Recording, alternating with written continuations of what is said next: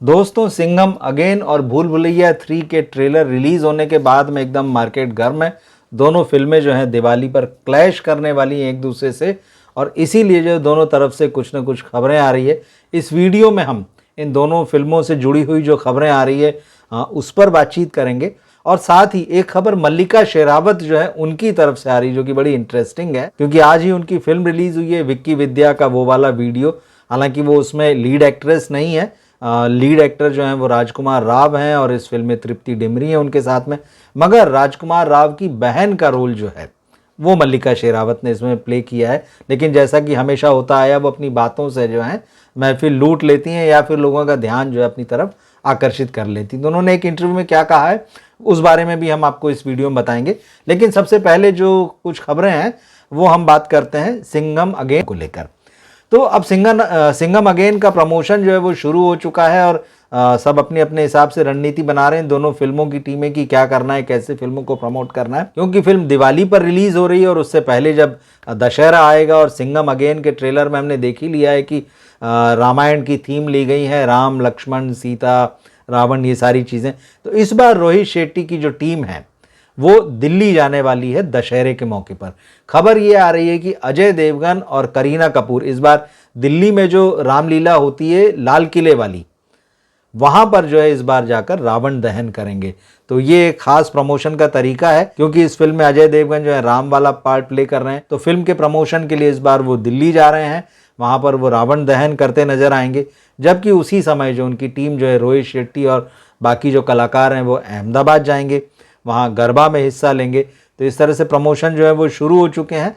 अब सिंघम अगेन से जुड़ी हुई ये खबर ये है क्योंकि सिंघम अगेन जो है वो सिंघम फिल्म का सीक्वल है। हालांकि बीच में उन्होंने सिम्बा भी बना ली है, सूर्यवंशी भी आ गया है, लेडी सिंघम जो है सिंघम अगेन में आ ही रही हैं। लेकिन दर्शकों को पुरानी फिल्म याद आ जाए इसलिए जो है रोहित शेट्टी और अजय देवगन ने तय किया है कि सिंघम को जो है 18 अक्टूबर को, यानी जो आने वाली 18 अक्टूबर है, उस दिन थिएटर में लगाया जाए, जिससे कि जो उसकी जो नॉस्टैल्जिक वैल्यू है वो थोड़ा सा सिंघम अगेन की बढ़ जाए।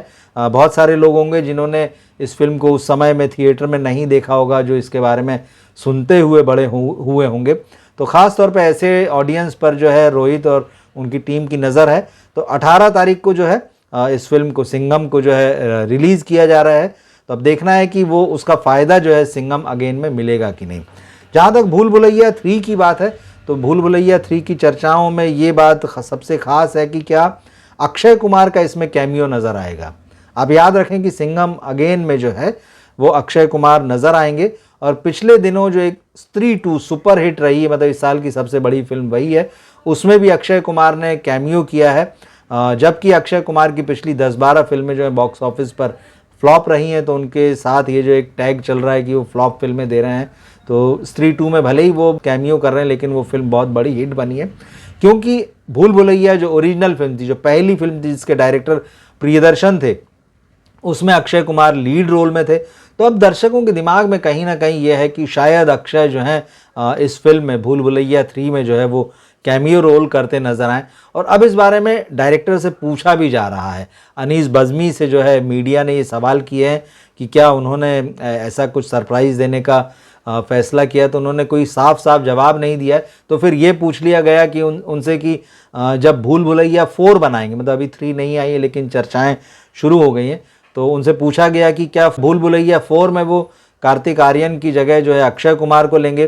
तो उन्होंने कहा कि भाई इस बारे में तो कुछ भी नहीं कहा जा सकता, भविष्य में क्या होने वाला है। लेकिन उन्होंने इस संभावना से इनकार नहीं किया। उन्होंने कहा हो सकता है कि कहानी कुछ इस तरह की डेवलप हो कि कार्तिक आर्यन भी उसमें रहें और अक्षय कुमार भी रहें। नो डाउट अगर ऐसा होता है तो ये एक बहुत बड़ी खबर होगी, और तय मानिए कि ये फिल्म अपने आप में बहुत बड़ी हो जाएगी, क्योंकि रूह बाबा के रूप में कार्तिक आर्यन ने पिछली फिल्म में अच्छा काम किया था, और भूल भुलैया 3 देखकर लग ही रहा है कि ये फिल्म जो है एक बड़ा सरप्राइज़ पैकेज जो है होने वाली है। और अक्षय कुमार को पहली फिल्म में जिन्होंने देखा है भूल भुलैया में, वो भूले नहीं हैं, और उनके फैंस और तमाम लोग ये चाहते हैं कि वो भूल भुलैया सीरीज़ में लौट कर आएँ, वो इस फिल्म में काम करें। तो फ्यूचर का कुछ नहीं कहा जा सकता। तो जैसा कि अनीस बज़मी कह रहे हैं कि अक्षय जो हैं वो 4th फ्रेंचाइजी में हो भी सकते हैं। लेकिन भूल भुलैया 3 से जुड़ी हुई एक और बहुत रोचक खबर यह है कि इसका जो क्लाइमैक्स है क्या होगा भूल भुलैया 3 का, क्योंकि ट्रेलर में तो सबने ये देख ही लिया है कि इसमें जो मंजुलिका है, मतलब जो भूत है, वो एक नहीं दो हैं। मतलब विद्या बालन भी हैं और माधुरी दीक्षित भी इस बार आ गई। एक ये सरप्राइज एलिमेंट है बड़ा, और लोग अब सोच में पड़े हुए हैं कि आखिर क्या दोनों मंजुलिका हैं या इसमें कोई नई कहानी शामिल हो गई है, या अगर दोनों में से मंजुलिका कौन है, उन दो के होने का रहस्य क्या है, उन दोनों की मिस्ट्री क्या है, कौन असली है कौन नकली है। तो ये एक नया एंगल तो आ ही गया। लेकिन ऐसे में एक खबर अभी है कि अनीस बज़्मी ने फिल्म के 2 क्लाइमैक्स फिल्माए हैं। जी हाँ, और मज़ेदार बात यह है कि उन्होंने दोनों क्लाइमैक्स फिल्माने के बाद में अपनी टीम को भी नहीं बताया है कि वो फिल्म में फाइनल कौन सा रखने वाले हैं। मतलब फिल्म का क्लाइमैक्स क्या होगा ना कार्तिक आर्यन को पता है, न विद्या बालन को पता है, न तृप्ति डिमरी को पता है, और न माधुरी दीक्षित को पता है। 2 क्लाइमैक्स शूट किए गए हैं। इस पूरी टीम को नहीं पता है कि फिल्म में थिएटर में जब आएगी तो कौन सा क्लाइमैक्स रखा जाएगा। अनीस बज़्मी का कहना है कि इस बात को जो है सिर्फ 3 लोग जानते हैं, एक वो खुद, और जो एडिट करेगा वो, और उनके एक आध असिस्टेंट। इसके अलावा किसी को नहीं पता है कि भूल भुलैया 3 जो है उसका क्लाइमैक्स क्या होने जा रहा है। तो ये खबरें। लेकिन जैसा मैंने शुरू में कहा आपसे कि मल्लिका शेरावत ने एक ऐसी बात कह दी कि फिर से वो सुर्खियों में आ गई हैं, और बहुत मज़ेदार सी बात है। अपनी नई फिल्म विक्की विद्या का वो वाला वीडियो जिसमें वो हीरो राजकुमार राव की बहन का रोल कर रही हैं, तो इस फिल्म के प्रमोशन के दौरान जो है मल्लिका ने एक इंटरव्यू दिया। तो इंटरव्यू करने वाले ने उनकी जर्नी, क्योंकि 20 साल लगभग पूरे हो चुके हैं मल्लिका को फिल्म इंडस्ट्री में। मर्डर 2003 में आई थी, उससे पहले ख्वाहिश आई थी। उन फिल्मों से मल्लिका ने खूब सुर्खियां बटोरी थी और सेक्स सिंबल उनको टैग दिया गया था। तो हालांकि मल्लिका ने सवाल उठाया कि भाई ये सेक्स सिंबल क्या होता है, लेकिन भाई अब वो कुछ भी कहें, लोग अपने आप में जानते और समझते हैं कि सेक्स सिंबल क्या होता है। तो खैर, अपने कैरियर के शुरुआती दिनों का ही एक एक्सपीरियंस उन्होंने इस इंटरव्यू में शेयर किया, और बताया कि जब वो साउथ में काम करने गई, तो साउथ में काम करने गई तो उनकी एक हॉट इमेज तो थी ही। तो उन्होंने कहा कि साउथ के एक डायरेक्टर ने जब अपनी फिल्म में मेरे ऊपर एक गाना फिल्मा रहा था, तो एक ब्रेक के बीच में वो मेरे पास में आया और बोले मुझे समझाया कि हम आपको पर्दे पर बहुत हॉट दिखाना चाहते हैं। तो उन्होंने कहा ठीक है, अच्छी बात है, हॉट दिखाना चाहते हैं। तो बोले अभी जो हम नेक्स्ट सीन जो है वो शूट करेंगे वो ये होगा कि जो फिल्म का हीरो है आपकी कमर के ऊपर रोटी सेकेगा, और आपकी कमर, आप इतनी हॉट हैं कि कमर पर वो जो रोटी रखेगा, जो कच्ची लोई से बनी हुई रोटी रखेगा, वो सिक जाएगी। तो अब ये बहुत ही फ़नी बात है। तो मल्लिका ने कहा कि साउथ के लोगों का भी जो है, जो मेकर्स का है, जो एक्ट्रेस जो होती है उसकी कमर, उसकी नाभि और उसके जो दूसरे बॉडी पार्ट्स होते हैं उनको सेक्सी दिखाने को लेकर एक अलग किस्म का ऑब्सेशन है।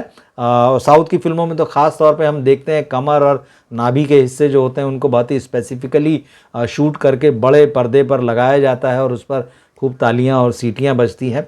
ये एक वहाँ की ख़ास पहचान है वहाँ की फिल्मों की।